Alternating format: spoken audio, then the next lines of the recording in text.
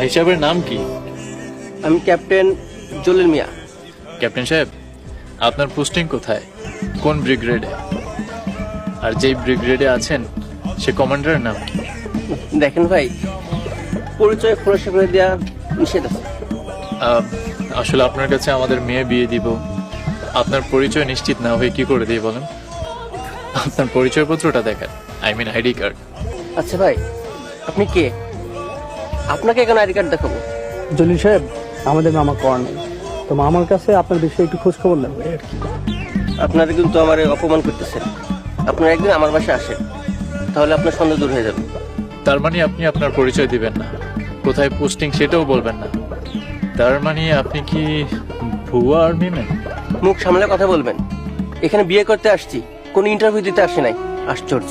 রবিন, তোর মামাকে একটা ফোন দে, তোর মামাকে ফোন দিয়ে ওনার সাথে একটু কথা বলিয়ে দে।